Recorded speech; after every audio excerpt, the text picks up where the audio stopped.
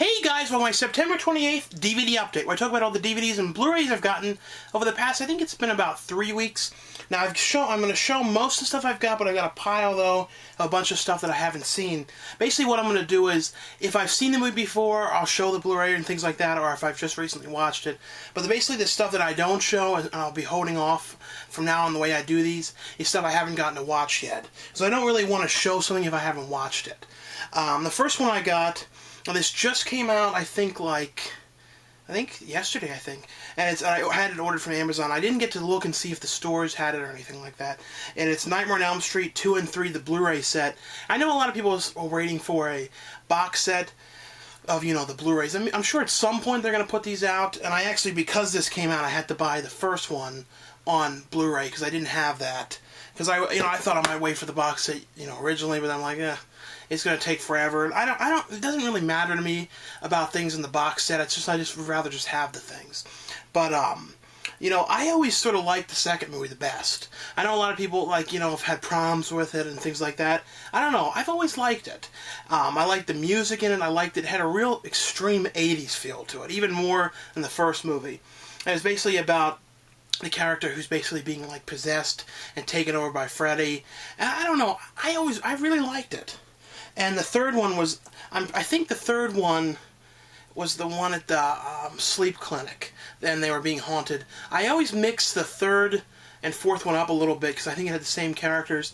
I also used to, years ago, mix up one of the Jason movies when they were at that, halfway house or whatever that thing was with, I think, the third or fourth one for some reason.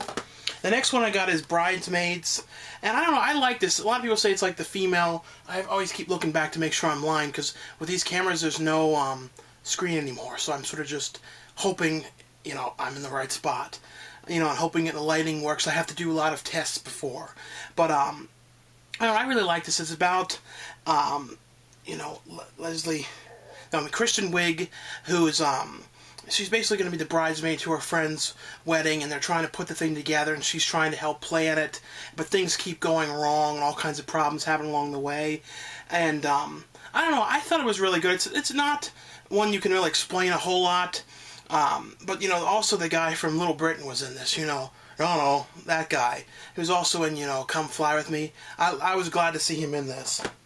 Now this, the remake of this just came out, and I was watching over the original again.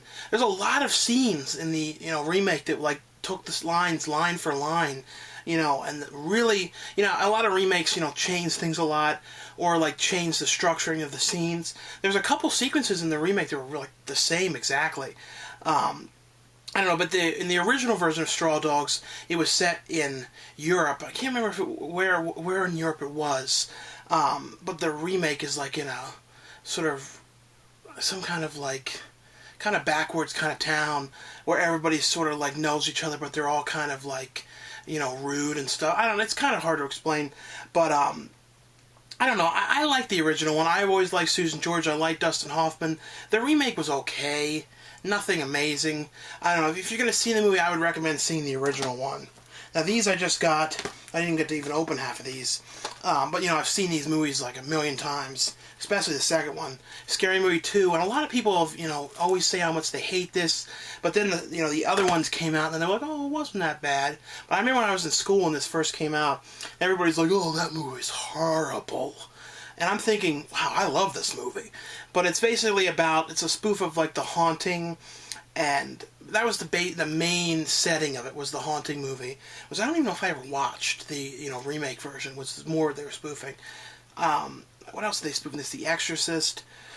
But the plot was basically a group of people get invited to a party or something like that. I never paid much attention to all that, but it was some kind of a party or something at this mansion. When they're there, Tim Curry is watching them, and they're having all these things happening to them. I don't know. My favorite character was, Chris Elliott, try to have to use my strong arm. That character. I mean, I don't know. I thought it was really funny. The third one I got to, which came out, the third one was spoofing Signs. And, it wasn't absolutely amazing, but Charlie Sheen was in it, winning. And I watched the Charlie Sheen roast, which was good. And then I got The Others, and that was like the haunted house movie with, Nicole Kidman in the house. I've been trying to get rid of, upgrade. Like if a new thing comes out on Blu-ray, that's what I've been doing a lot of lately, is getting rid of the DVDs, selling them off, and then getting the Blu-rays. And I do that with if it's something that I really liked, or I would be interested in having, continuously having, for years to come, and I know I want to, it's not something that I think I'm going to get rid of in a couple of years or something. I upgrade to it. There's some stuff where I'm like, I don't know if I care, especially if it's like something older or a really low budget where, you're not going to see a huge difference. But then there's stuff like Bad Seed and stuff, which there's no way I'm not going to upgrade to that. And then this one I got, and for some reason I can never explain this movie. I never have been. I just remember it's like, I've watched this thing like 10 times, but yet can never explain it. And it's The Count of Monte Cristo. And normally I don't like these kind of movies. But I really like, Guy Pearce, and I've always liked his stuff, The Time Machine, and, he was in one recently that I liked.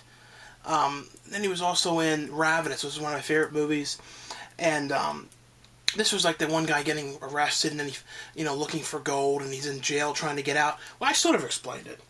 And then this is one of the other ones that I had on HD DVD, and then, finally have got the Blu-ray of it.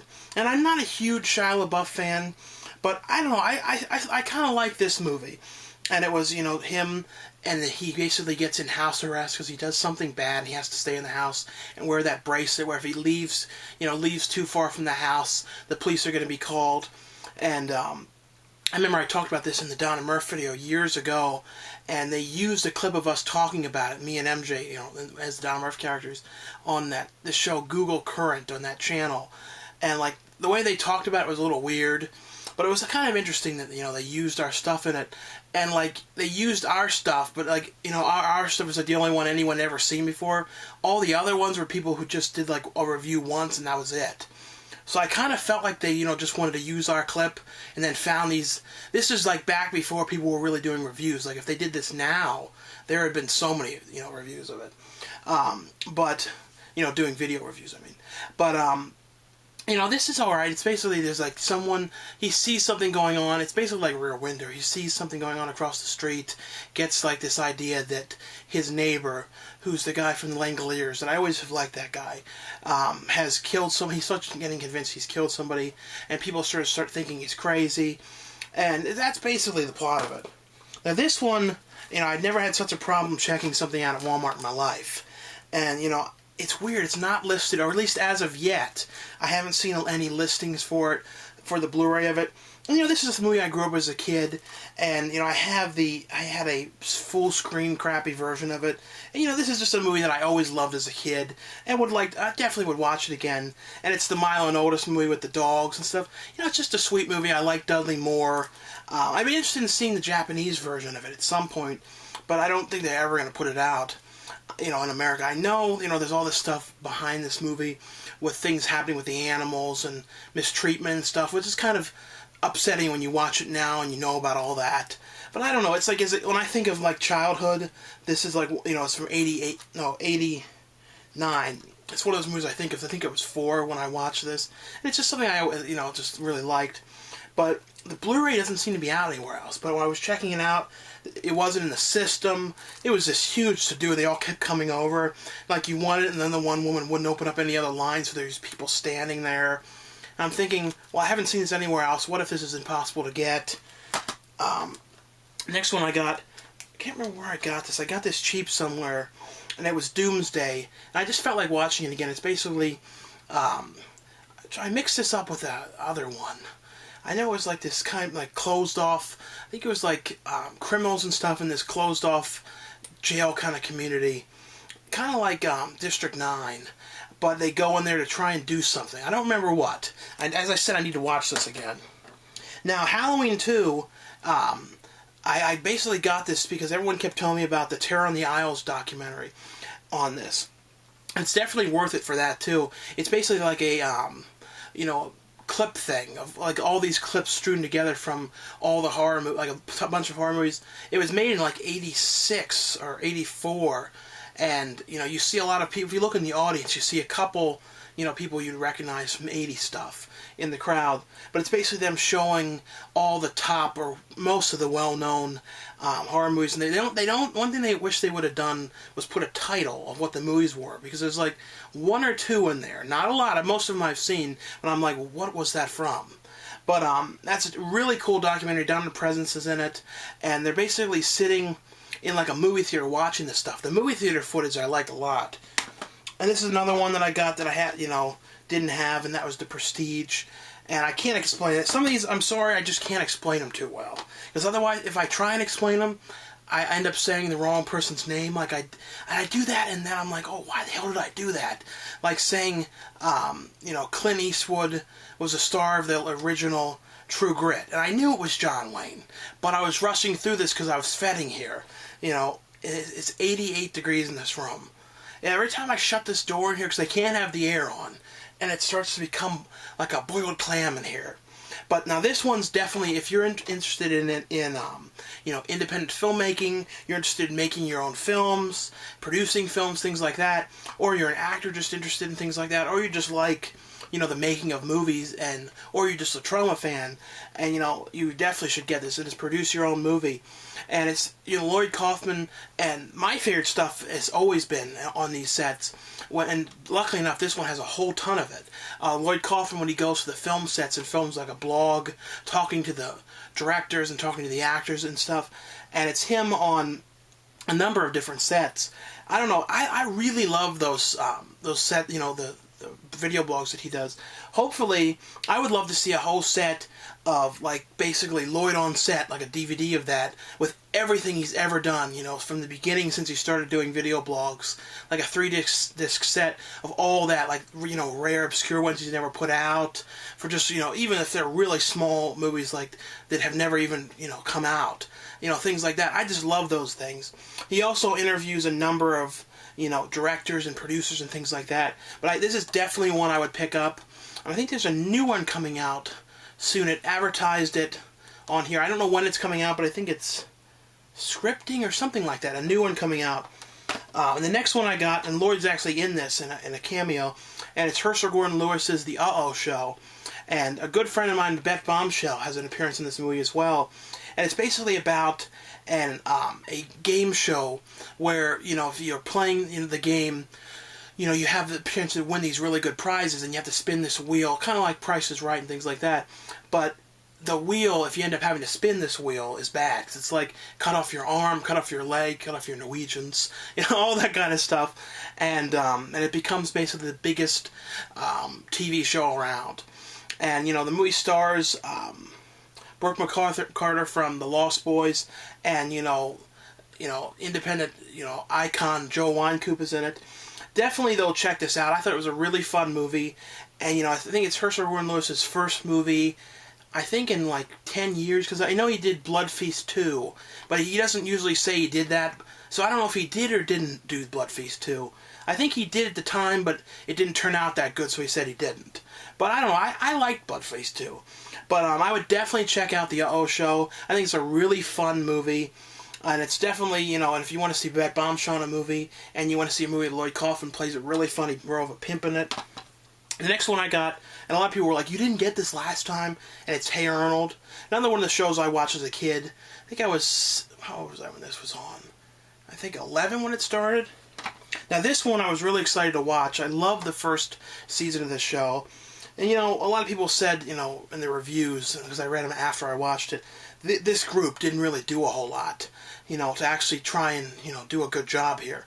And, they didn't do an amazing job. The first group of the colony people did an amazing job with, like, worrying about things, and I felt like they really got paranoid about, like, really thought that the end of the world had happened, and they were dealing with all this stuff. I don't know for sure how much of this stuff is real, how much of this is fake. I have a feeling that there's a decent amount of it that probably is fake in some ways. I mean, I know a couple people in this are actors, or are acting now. I don't know if they wanted to be actors and they got to act. And see, this thing like this, a show like this, unless you were there or you know somebody that worked on it, you're never really going to know what of this is and isn't real. I go in there just pretend like it was real. but it's basically this one. It's filmed in New Orleans, in one of the areas that got, you know, the worst damages from the hurricane, and I guess they couldn't fix. And they filmed it like in the square block area. I remember someone told me that from where they were, you know, the county people were, they could see like a McDonald's or something. It was in their view. They never showed it, but it was like in the view of them. They could see this, something like that. I don't know. I thought that'd be kind of weird. You could see like right over there, McDonald's or something. But it's them trying to survive and trying to work on security and things like that. You know, I think it's an interesting show. I'm interested in season 3 if they do one. But, you know, like I said, the group in this was not as interesting in the first season. I think hopefully for the next season, they really try and shake it up and have, like, someone really fat. Like, you know, a fat guy, you know, a lot of different people, you know, someone that's going to really be bitching the whole time, too, you know, and having a problem. You know, I think, like, there needs to be some of that, like, real, just like when they had the show Big Brother, they never shook it up with the casting of it. It was just a lot of decent-looking, pretty people and things like that, but not people you really want to watch. The next one I got is closed for the season. And this is basically, you know, takes place at an abandoned amusement park. It's this woman that is basically stuck in the history of this, you know, there's basically a lot of bad things happened at the amusement park, and she's basically stuck there reliving these events and walking into events and then I don't know, it's hard to explain. It's definitely a cool movie and worth checking out, though. Now, this is a movie that I have seen in the Walmart $5 bin since the $5 bin began. I always stepped by it, and now I saw it at Big Lots for $2. And I'm like, you know what? I'm going to buy this damn thing. I watched it once, I think on HBO years ago, and it's like Deal of a Lifetime. Kevin Pollak, who I always think of him from House Arrest, which is a really good movie that I feel like not a lot of people have seen. But I remember he gives this kid, like, this wish if he sells his soul or something. I don't know. Like I said, I saw this movie, I think it was like in 2000 or something. I mean, I'm saying this is like one of the first $5 bin movies. If anyone remembers the original $5 bin, you know, it was Godzilla, Spice World. If anyone remembers the other original titles, you know, there was usually about 20 titles you always saw in the original $5 bin at Walmart. And then I got 2 of the new Goosebumps sets, The Ghost Beach and Attack of the Mutant. And these are things I loved as a kid. You know, I like Afraid of the Dark a lot better. But, you know, Goosebumps was a fun thing. I don't know why they haven't just put out a season of them, because the way you have to buy them separate like this for $10 a piece, when you think about it, you're really overpaying. Because a season with like 12 episodes would probably be about $20. And you're buying 3 episodes for $10. So if you think about it, it's like, you know, really overpaying for them. But I don't think they're going to put one out. I think they're kind of selling them like they're a book, you know what I mean? And they're just sort of separate. But there's really no reason, because the production values are not amazing that they should be sold that way. So hopefully at some point, you know, they sell them as a set, and I'll just sell the old ones off. Probably get a penny, though. But anyway, though, thanks a lot for watching, and I'll show you guys what's down here left to watch, you know, left to show. There's a whole bunch down here. These are all that still need to be shown. There's a whole bunch of stuff down here. These are all still things that I need to watch. Yeah, Dead Time Stories. I did buy the second one. But anyway, though, thanks a lot for watching, for subscribing, and I'll see you guys later.